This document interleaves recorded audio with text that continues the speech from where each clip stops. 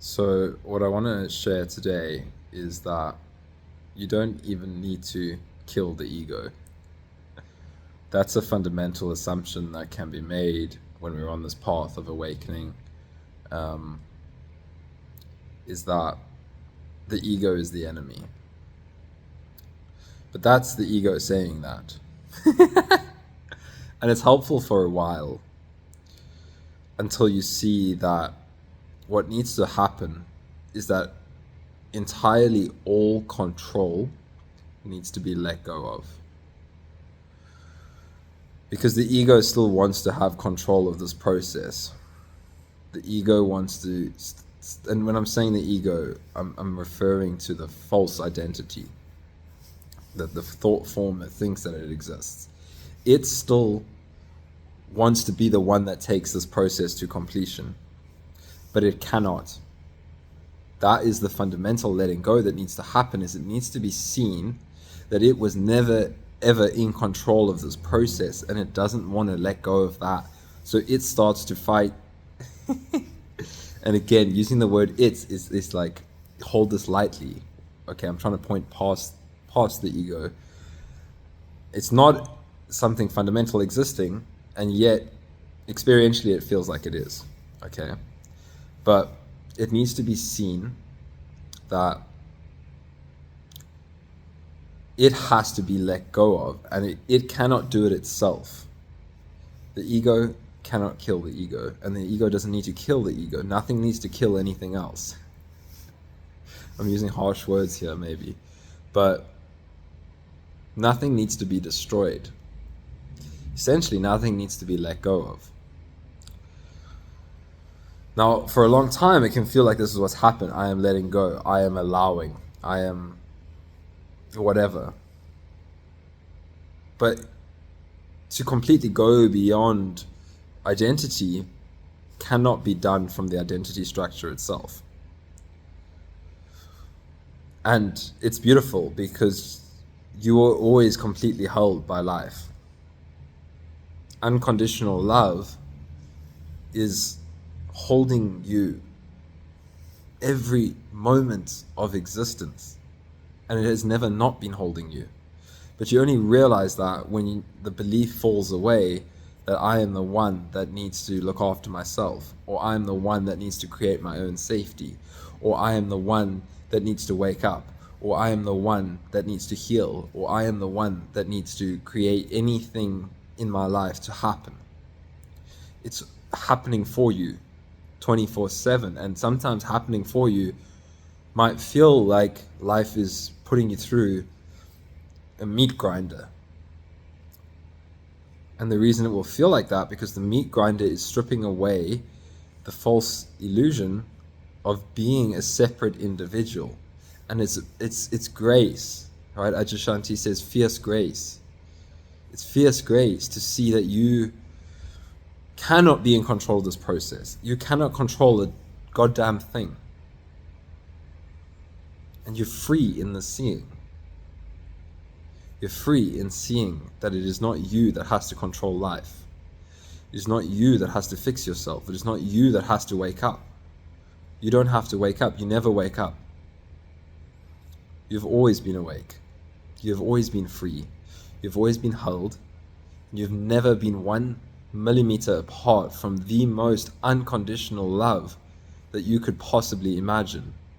It's flowing through every fiber of your being in this exact moment.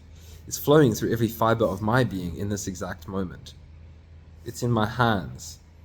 It's in the windows behind me. It's in my hair. It's in the noises in your ear, the sensations that you hate, the emotions that you hate, the thoughts that you hate. It is all unconditional love. And it always has been. Everything you've been fighting against your whole life has been this unconditional love. The part of you that has been fighting it and that which you have been fighting against is all the same truth. I use the word unconditional love. Other people might use the word being. Other people might use the word presence. Unconditional love is what this being likes to talk about. It's how this is felt here, that I am unconditional love, you are unconditional love. The homeless person on the street is unconditional love. The politicians are unconditional love. Unconditional love can get confused in its game of separation. So the ones that are harming other beings are confused forms of love. But how do we remind everybody that we are all this love and that we are not a part? Well, we don't try to fix them. We don't try to control them. We speak our truth. We speak what's real. That's what I'm doing, right? I'm not trying to fight against anybody.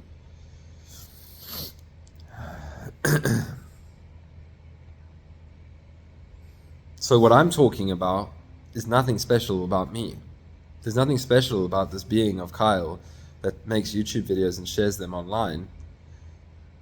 There's nothing separating me from the people watching my videos and maybe listening to it and saying, wow, something about this video touches something in me, right? It softens something in me. It makes me feel okay. It makes me feel loved. It makes me feel like everything's fine. Well, what it's doing is it's speaking to the part of you that knows what I'm talking about. See, I'm not something outside of you that has it all figured out and you don't, right?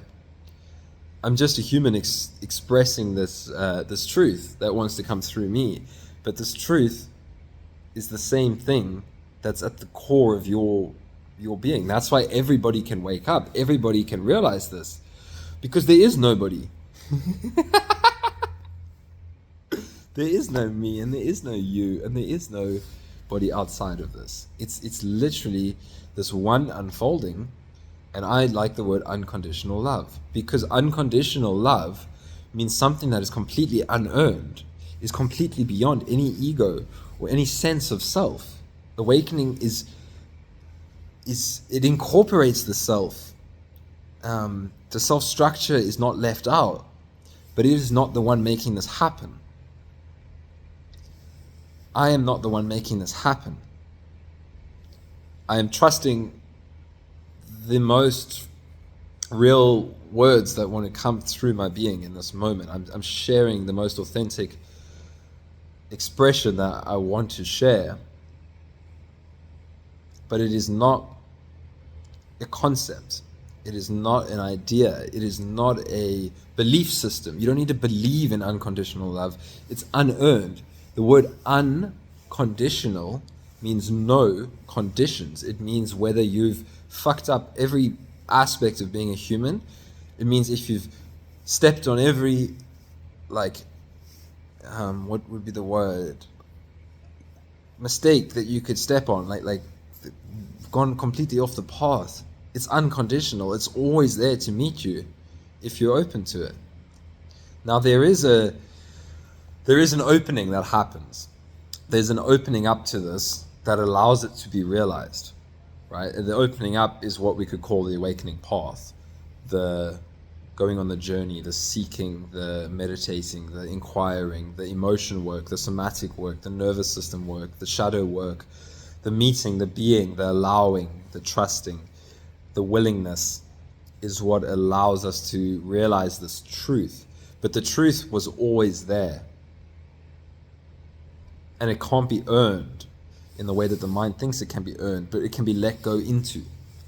You can let go into unconditional love by being willing to see past your own delusions, to see past your own false sense of self. Now, I don't know if the words that I'm saying are helpful. I'm trying to speak from this place to this place in you. Because what's important to me is that this resonates, because the point of this video is not for people to say, wow, look at Kyle, he's realized something incredible, and that's pointless for me, right? Yeah, there's a small part of my ego that's like, oh, wow, nice.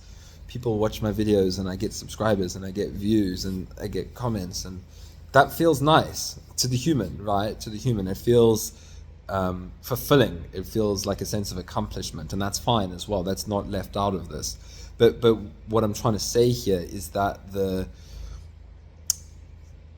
whole point of these videos is that it has to bear fruit. And bear fruit, what I mean is it has to be felt. And even that feeling is small, then that's good. Then it's accomplishing something. But I think of the story of Yeshua. I've been watching this TV show about him, and it's beautiful. It's got all the energy in it, and some of it's real, and like some of it's people's interpretations or whatever. But there's this scene where there's a fig tree, and if people are familiar with kind of the New Testament and all of that, you'll probably know the story. And if you're not, it doesn't matter. This isn't about religion. This is about truth, unconditional love, right? I'm just using these stories and parables as part of the expression, okay? So this is not about religion. You don't need to be Christian or anything like that. It's just a story that's coming to mind to share. And it is a fig tree, right, that wasn't bearing fruit. So Yeshua, or Jesus, said to the fig tree, well, he cursed it, right? And it never bore fruit again. And I was watching the scene, and I was like, what the fuck's the point of that? Like, was that out of rage? Was that out of anger? Why did he do that?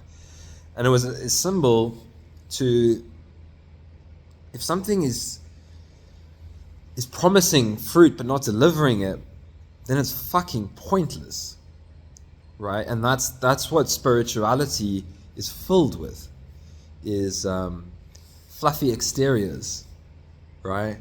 I don't know, like, there's all sorts of paths of spirituality and awakening that's coated in, I mean, it's going to give you this, it's going to give you that, it's going to give you this. I don't even know, how to describe it. But what I'm trying to say is that if my videos are not bearing fruit or not transmitting this truth to somebody, then they're fucking pointless, right? So the point of this video is not to come away from it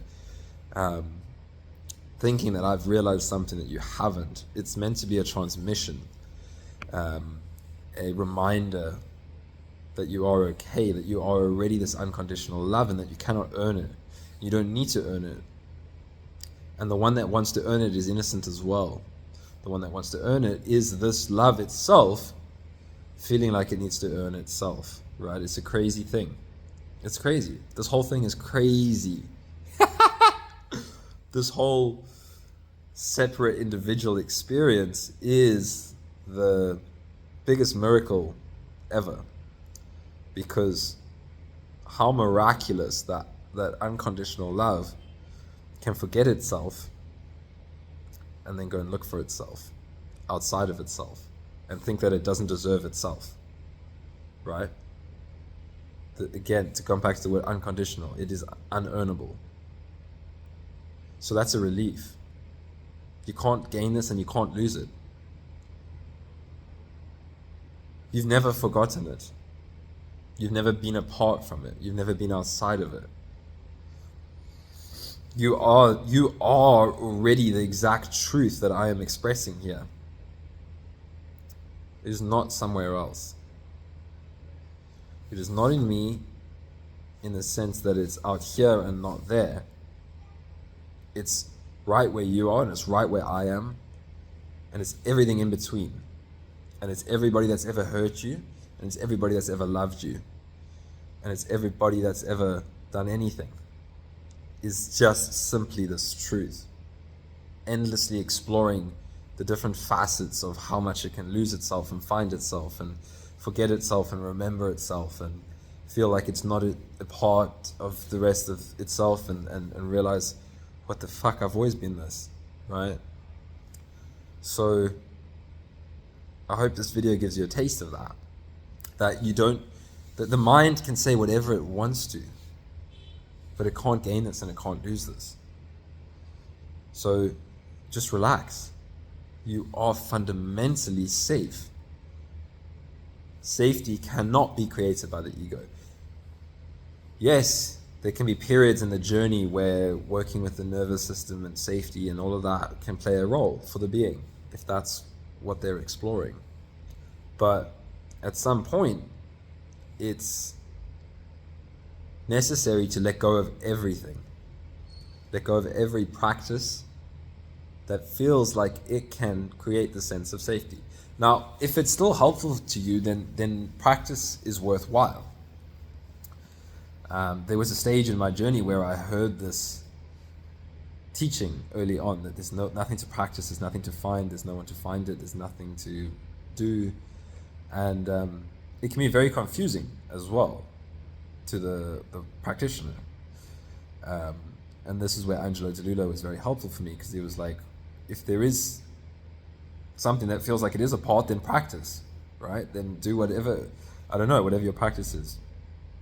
So that's okay too. But there's more and more people coming to this point. I just see it in the people that I work with, where they need to be pointed outside of, you don't need to allow anything anymore.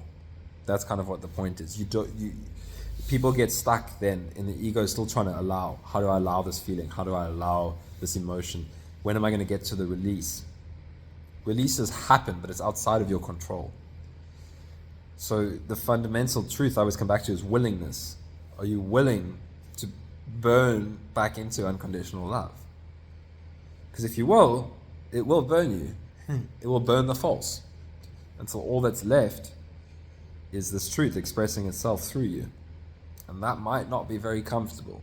It has been a very uncomfortable process for this being, for me, right? It strips away anything that can get in the way of it. If you want to surrender to truth, which is probably why you want to have an awakening, if you really want to surrender to truth, well, truth will burn through everything that feels like you, because most of what feels like you is false. So it will all be stripped away. But that stripping away is grace. The loss of the self, the loss of the identity, is love.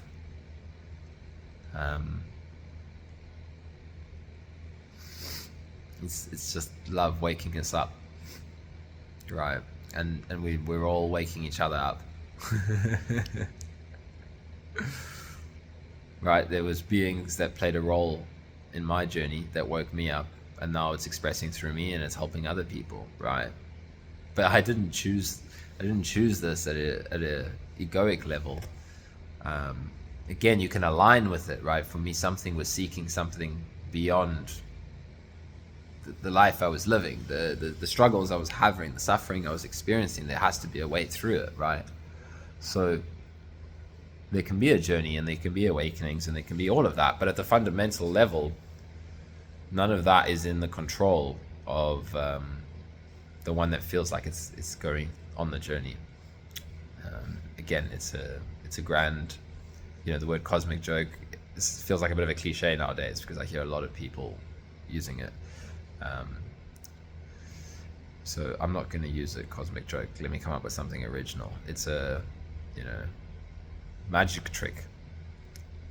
The identity structure is a magic trick. So marvel at it. Marvel at the ego. Marvel at its ability to confuse itself, to forget what it truly is and always has been, and cannot ever not be. So yeah, that's all.